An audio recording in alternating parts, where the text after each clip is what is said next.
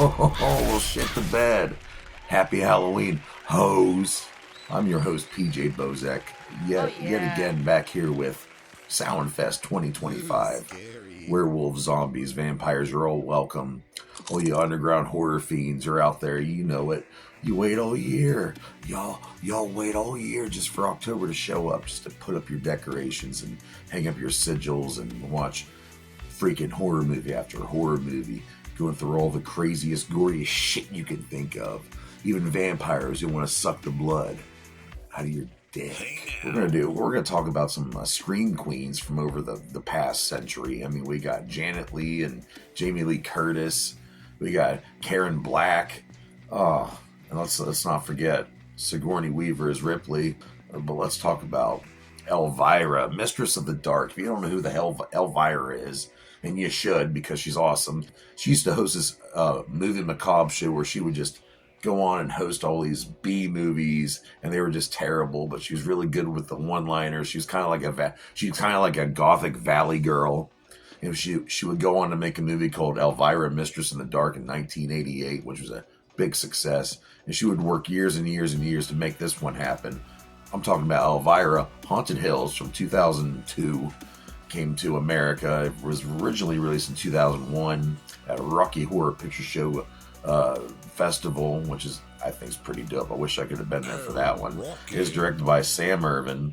It is written by Cassandra Peterson and John Paragon. The budget for this movie is only $1.5 million, and Cassandra Peterson herself and her husband raised $1 million of their own money, doing whatever they could. Maybe they sacrificed some goats or something. And, maybe they signed a deal with the devil.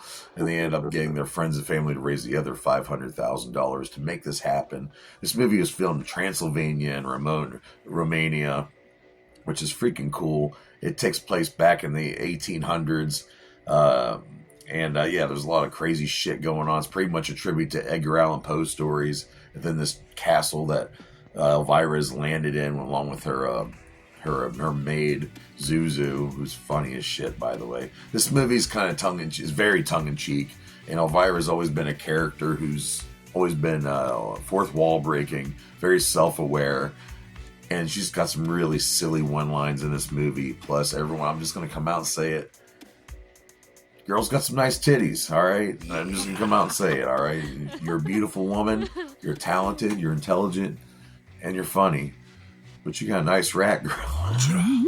So let's talk about the people who star in this movie. I mentioned her little sister, her little maid, Zuzu. That's played by Mary Jo Smith.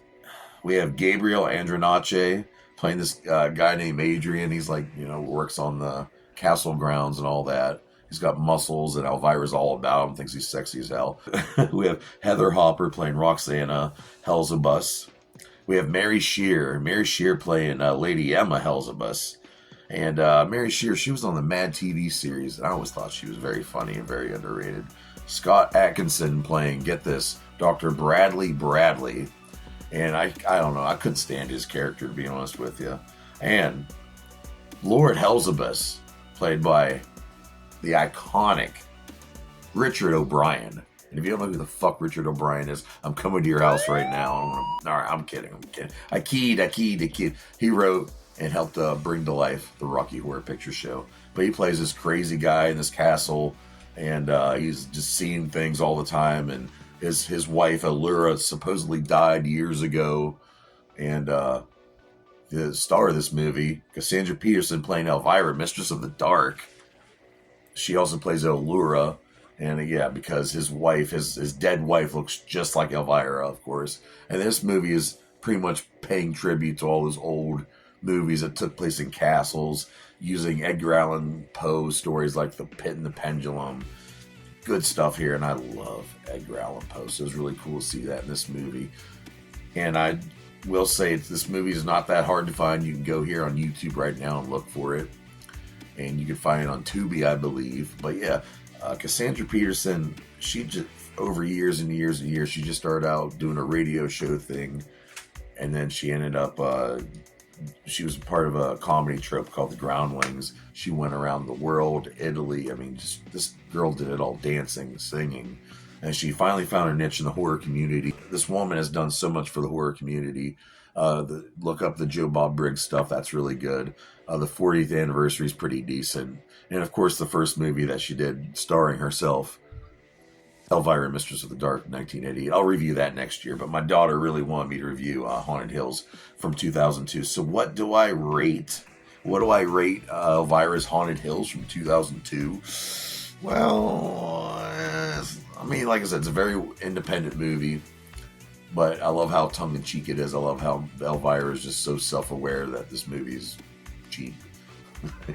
And, you know, typical. Well, I'm going to go out, just because I love Elvira, we're going to give it 2.5 out of 5 dog dicks. And that's not a bad rating whatsoever. You goons and goblins, or you witches of the boiling pots of feces. I hope you're ready for yeah, we're going to do sequel Sundays tomorrow. That's right. Every Sunday here in Soundfest, October, we do sequels. So check me out here tomorrow night when we do sequels. So take care of yourself. Pay your bills. Feed your kids. Ignore that negativity. Keep it to the side. And keep your Halloween treats out for the Gobstopper. What the fuck is...